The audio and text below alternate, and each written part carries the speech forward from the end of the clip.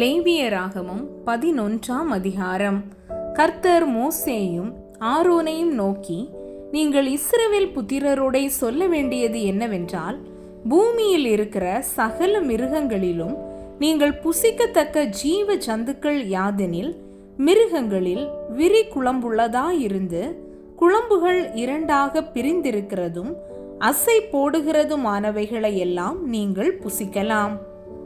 ஆனாலும் அசை போடுகிறதும் விரி குளம்புள்ளதுமானவைகளில் ஒட்டகமானது அசை போடுகிறதா இருந்தாலும் அதற்கு விரி குளம்பில்லாதபடியால் அது உங்களுக்கு அசுத்தமாயிருக்கும். குளிமுசலானது அசை போடுகிறதா இருந்தாலும் அதற்கு விரி குளம்பில்லை, அது உங்களுக்கு அசுத்தமாயிருக்கும். முயலானது அசை போடுகிறதா இருந்தும் அதற்கு விரி குளம்பில்லை, அது உங்களுக்கு அசுத்தமாயிருக்கும். பன்றியின் குளம்பு விரி குளம்பும் இரண்டாக பிரிந்ததுமாயிருந்தும் அது அசை போடாது, அது உங்களுக்கு அசுத்தமாயிருக்கும்.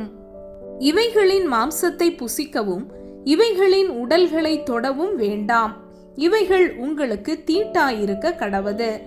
ஜலத்தில் இருக்கிறவைகளில் நீங்கள் புசிக்கத்தக்கது யாதெனில், கடல்களும் ஆறுகளுமாகிய தண்ணீர்களிலே சிறகும் செதிளும் உள்ளவைகளையெல்லாம் நீங்கள் புசிக்கலாம். ஆனாலும் கடல்களும் ஆறுகளுமாகிய தண்ணீர்களில் நீந்துகிறதும் வாழ்கிறதுமான பிராணிகளில் சிறகும் செதிளும் இல்லாதவைகள் யாவும் உங்களுக்கு அருவருப்பாய் இருப்பதாக. அவைகள் உங்களுக்கு அருவருப்பாய் இருக்க கடவது. அவைகளின் மாம்சத்தை புசியாதிருந்து அவைகளின் உடல்களை அருவருப்பீர்களாக. தண்ணீர்களிலே சிறகும் செதிளும் இல்லாத யாவும் உங்களுக்கு அருவருப்பாய் இருக்க கடவது.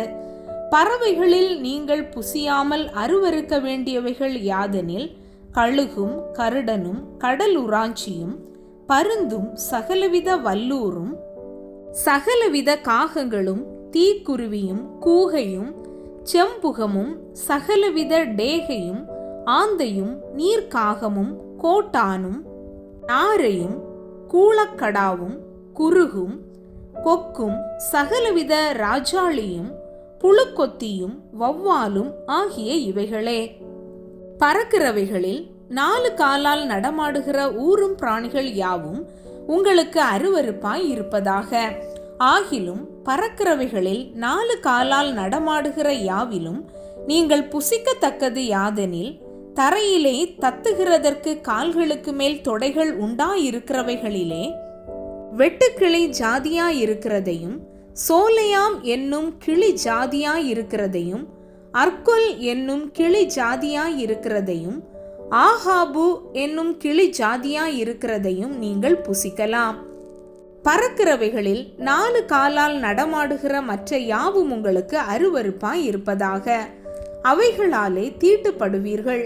அவைகளின் உடலை தொடுகிறவன் எவனும் சாயங்காலம் மட்டும் தீட்டுப்பட்டிருப்பான். அவைகளின் உடலை சுமந்தவன் எவனும் தன் வஸ்திரங்களை தோய்க்க கடவன்.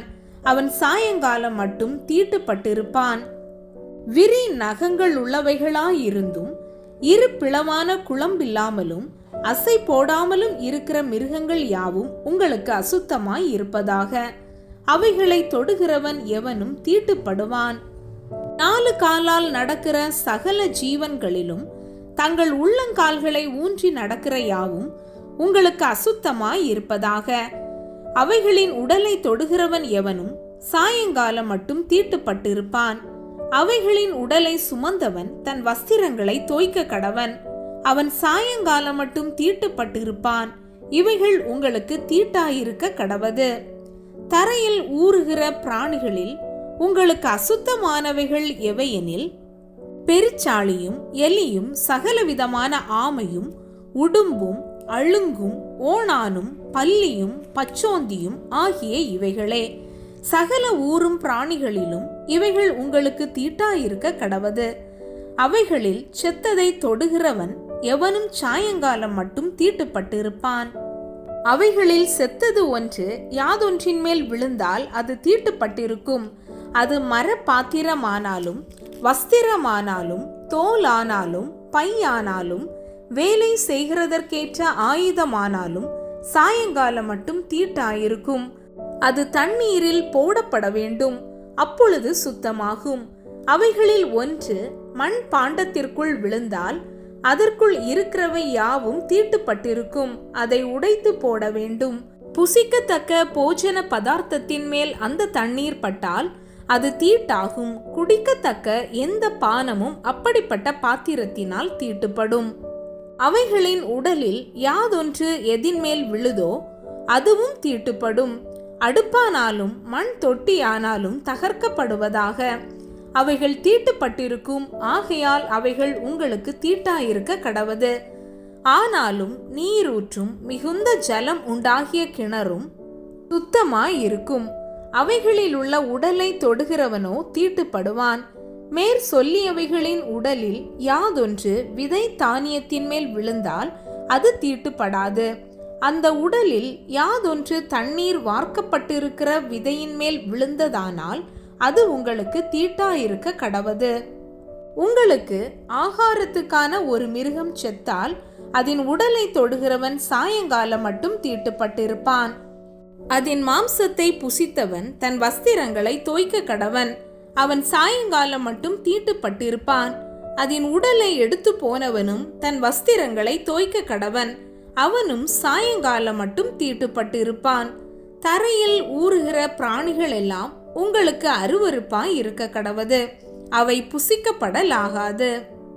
தரையில் ஊறுகிற சகல பிராணிகளிலும் வயிற்றினால் நகருகிறவைகளையும் 4 காலால் நடமாடுகிறவைகளையும் அநேகம் கால்கள் உள்ளவைகளையும் புசியாதிருப்பீர்களாக, அவைகள் அருவருப்பானவைகள். ஊறுகிற எந்த பிராணிகளிலும் உங்களை அருவருப்பாக்கி கொள்ளாமலும் அவைகளால் தீட்டுப்படாமலும் இருப்பீர்களாக, அவைகளாலே நீங்கள் தீட்டுப்படுவீர்கள். நான் உங்கள் தேவனாகிய கர்த்தர், நான் பரிசுத்தர். ஆகையால் தரையில் ஊறுகிற எந்த பிராணிகளிலும் உங்களை தீட்டுப்படுத்தாமல் உங்களை பரிசுத்தமாக்கி கொண்டு பரிசுத்தராய் இருப்பீர்களாக. நான் உங்கள் தேவனாயிருக்கும்படி உங்களை எகிப்து தேசத்திலிருந்து வரப்பண்ணின கர்த்தர், நான் பரிசுத்தர். ஆகையால் நீங்களும் பரிசுத்தராய் இருப்பீர்களாக.